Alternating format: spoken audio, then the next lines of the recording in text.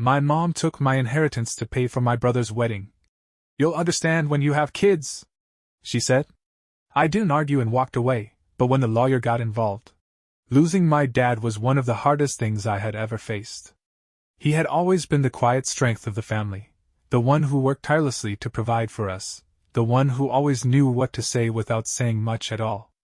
When he passed, I found myself lost in grief, but there was one small comfort.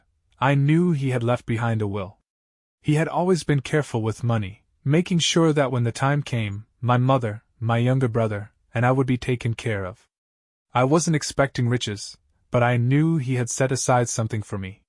It was his way of making sure I'd be okay, just like he always did when he was alive.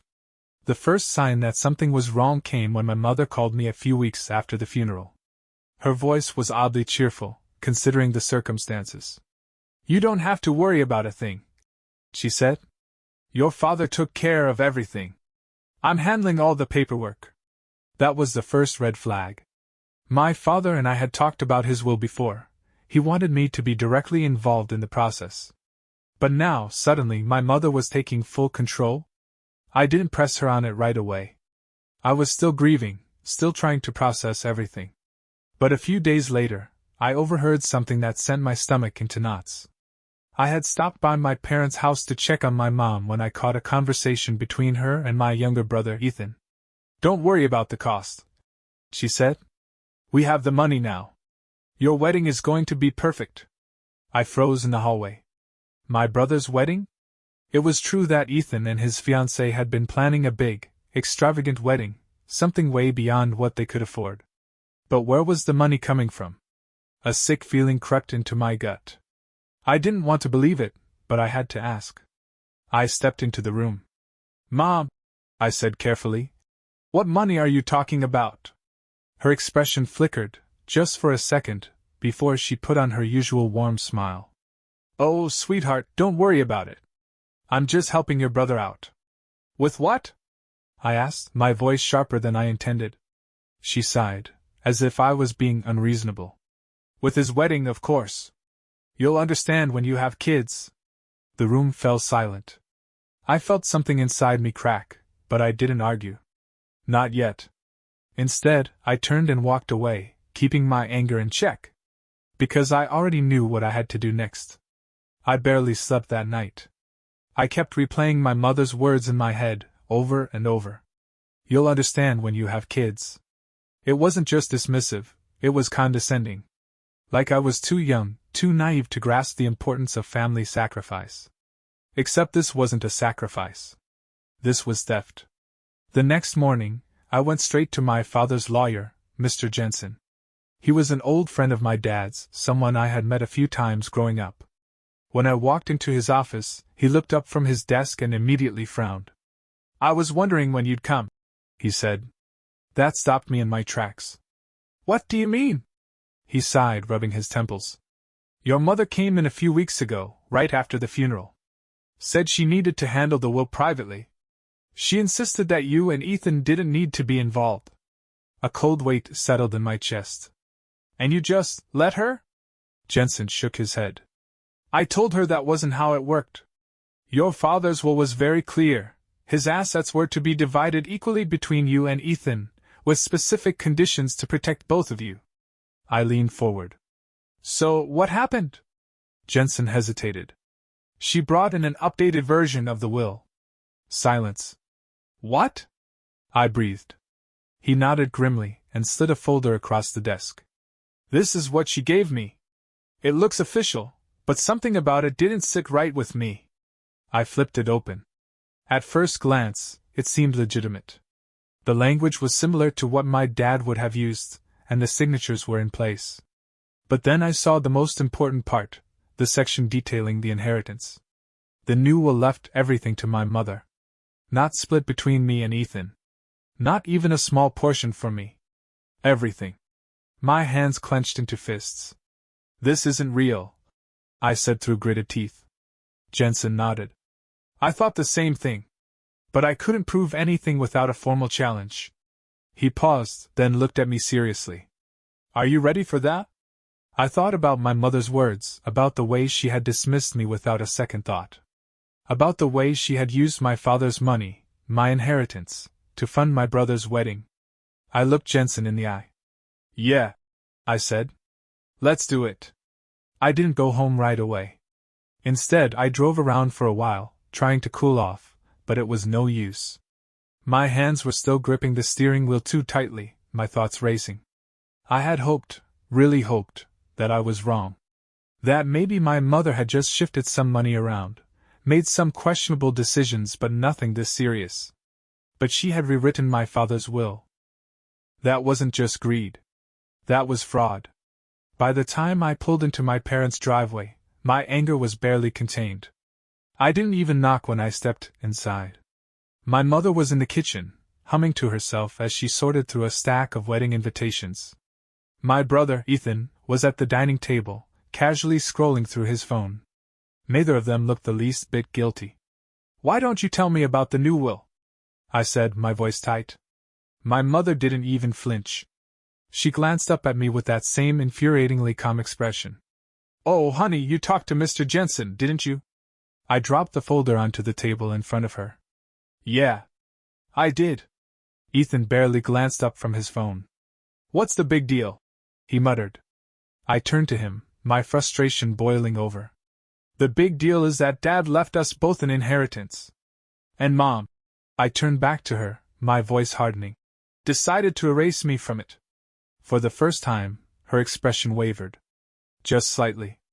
"I didn't erase you," she said, setting down an invitation. "I just made a judgment call." "A judgment call?" I repeated, incredulous. She sighed, as if I was being unreasonable. "Your father always wanted this family to be taken care of. Ethan has a future to think about. A wedding, a home. And I don't?" My voice came out sharp, cutting through the air. "Sweetheart," she said, that same patronizing tone slipping into her voice. "You'll understand when you have kids. Sometimes, as a parent, you have to make tough choices." I laughed bitterly. This wasn't a tough choice. It was a crime. Her eyes narrowed. "Don't be dramatic." I turned to Ethan, who still looked entirely unfazed. "And you just went along with this?" He shrugged. "Mom said you wouldn't mind?" I stared at him in disbelief. "I wouldn't mind?" He finally set his phone down and rolled his eyes. "Look, man, I deserve this. I'm starting a family. You don't have those responsibilities yet." I felt something snap inside me. "You deserve it?" I repeated. "Dad worked his whole life to make sure both of us were taken care of, and you think you're entitled to my half just because you're getting married?" Ethan scoffed. "It's just money, dude. You'll be fine." I turned back to my mother. "You forged a legal document," I said coldly. "You stole from me. And you think I'm just going to let that slide?" For the first time, she looked slightly nervous. "I didn't steal anything," she said carefully. "I just reallocated it to where it was needed." "Right," I said, nodding. "Then you won't mind explaining that to my lawyer." Silence. Her face paled. Ethan sat up straighter. "Whoa, wait, lawyer?" I picked up the folder and turned to leave. "I'm done talking," I said. "You'll be hearing from him soon." As I walked out the door, I heard my mother call after me, her voice rising with panic. "Wait, let's talk about this." I didn't stop. Because there was nothing left to talk about. I barely made it to my car before my phone started buzzing. My mother. Then Ethan. Then my mother again. I ignored every call. They weren't calling because they felt guilty.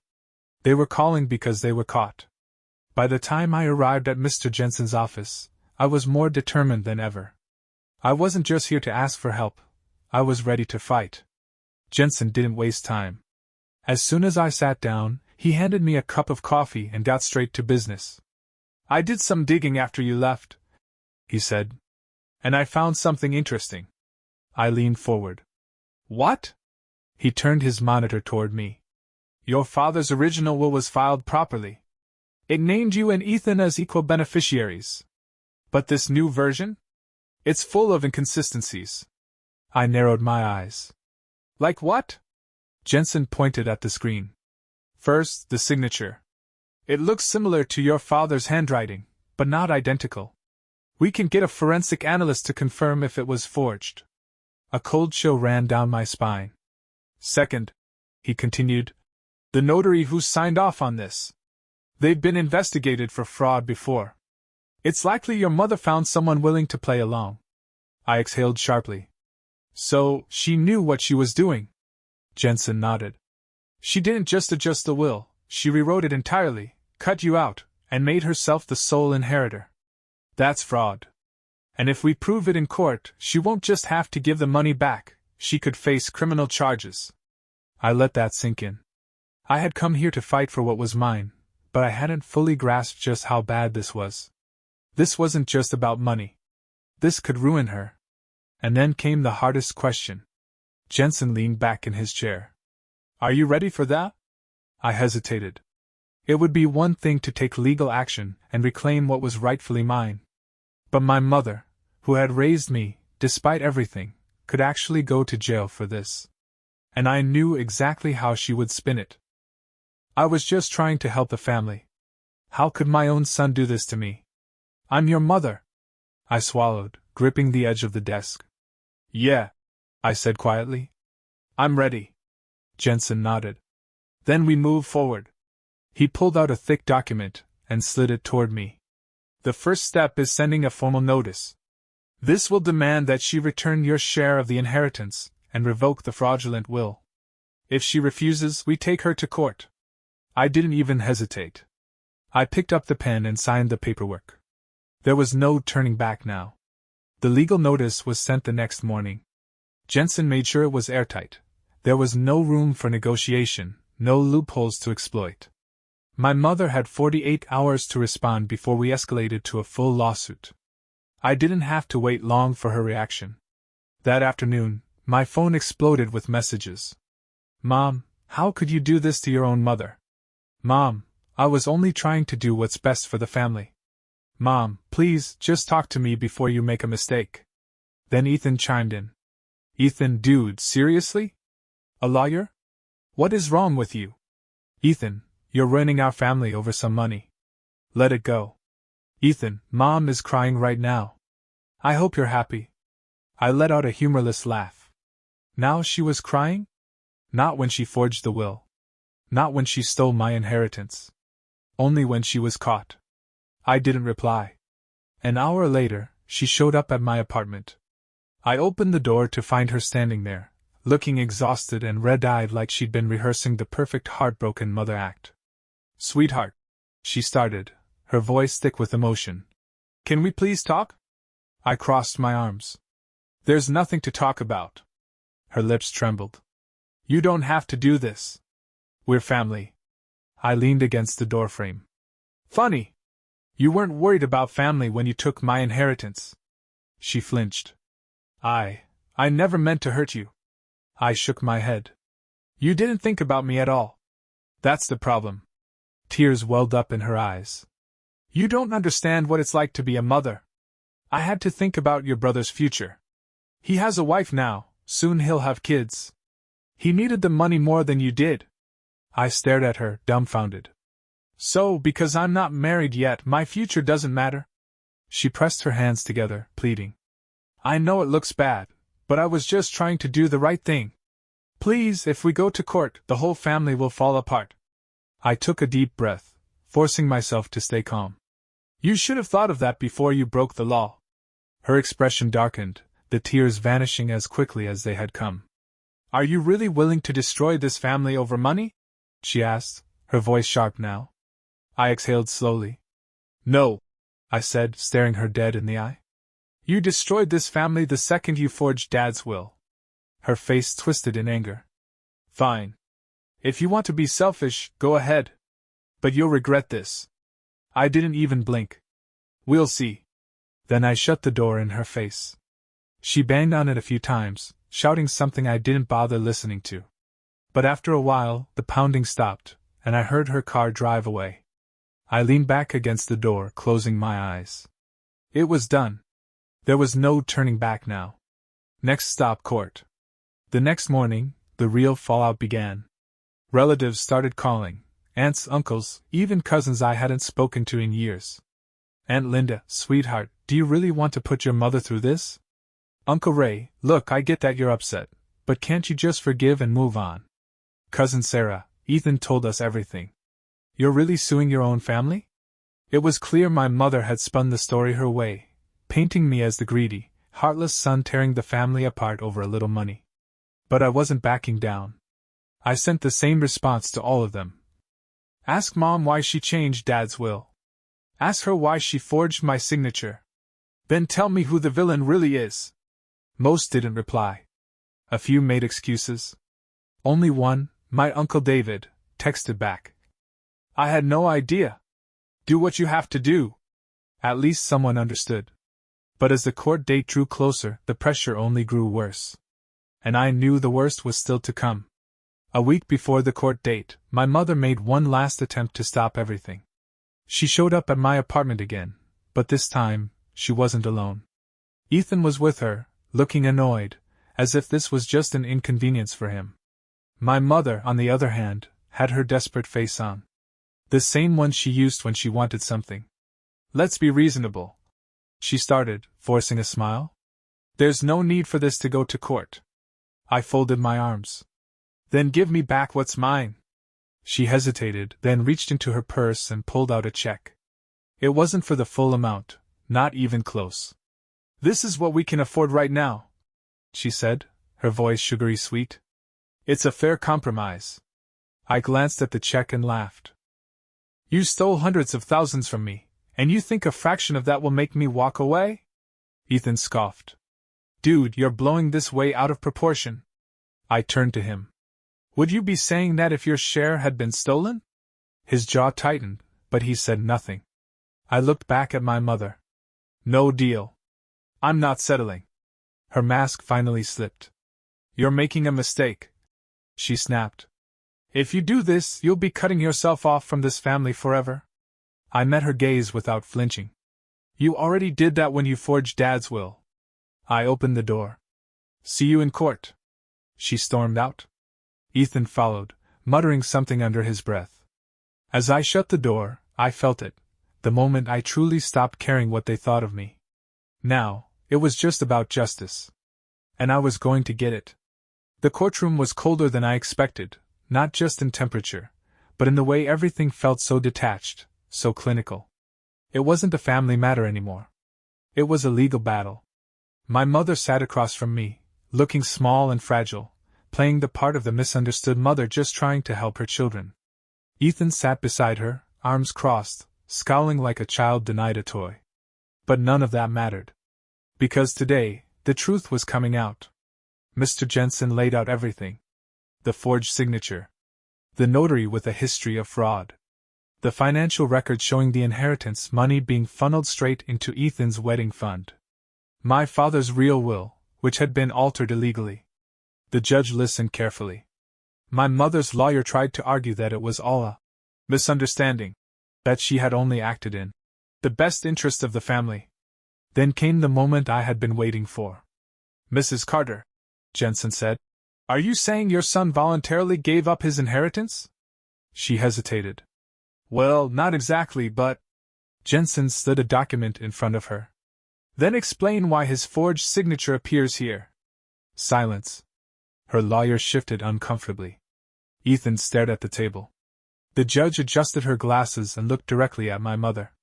Mrs. Carter, you do understand that this is fraud, correct? My mother finally looked shaken. I didn't take my eyes off her. She knew. She had always known. When the judge spoke again, her words were final. This court finds that the inheritance was stolen from the plaintiff. The fraudulent will is voided, and all assets are to be restored immediately. My mother gasped. Ethan's mouth fell open. We had won.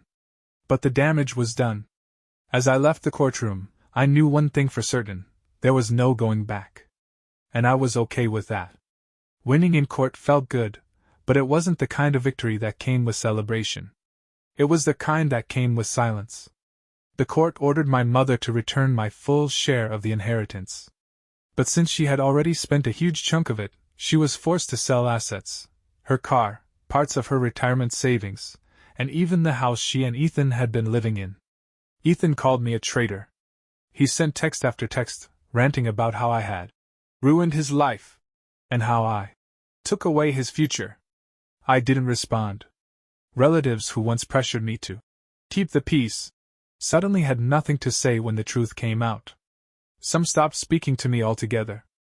Others, like my Uncle David, reached out, admitting they had no idea how deep the deception went. As for my mother, she played the victim to anyone who would listen. She sent me a final message. "Mom, I hope you're happy. You've destroyed this family. I was only trying to do what was best." I stared at the text for a long moment before replying with the last thing I'd ever say to her. "Me, you destroyed this family the moment you chose greed over honesty." I just exposed the truth. Then I blocked her number. It was over. And for the first time in a long time, I felt free. The weeks after the trial were strangely quiet. No more calls, no more texts, no more guilt trips.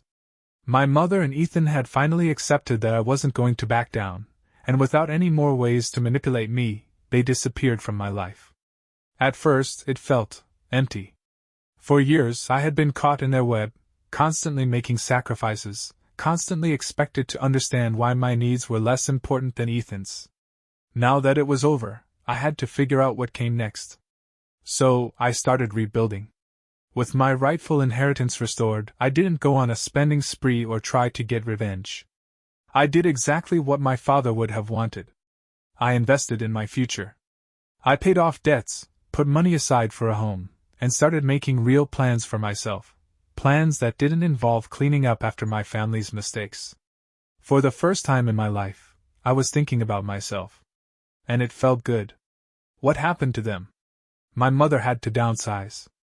Without my father's savings to lean on, and with most of her money gone, she moved into a smaller apartment. She still tries to play the victim with distant relatives, but fewer people are buying into her act now. Ethan's wedding? It still happened, but not the way he imagined. Without my stolen inheritance, he had to scale back. No extravagant venue, no 5-star honeymoon. His fiancée's parents covered most of the costs, and from what I heard, he wasn't exactly thrilled about it. Some family members cut me off completely. I didn't fight it. If they were willing to ignore blatant fraud just to avoid drama, then they weren't people I needed in my life anyway. Was it worth it? People ask me that sometimes, whether fighting my own mother in court was worth losing my family. And the truth is, I didn't lose a family. I lost people who only valued me when I was useful to them. I lost a mother who saw me as an afterthought. I lost a brother who felt entitled to what was mine. And I gained something much more valuable, self-respect. I will never let anyone treat me like that again. And if my father were still here, I know he'd be proud. Because in the end, I honored his wishes, even when the rest of the family didn't. And that's the only thing that matters.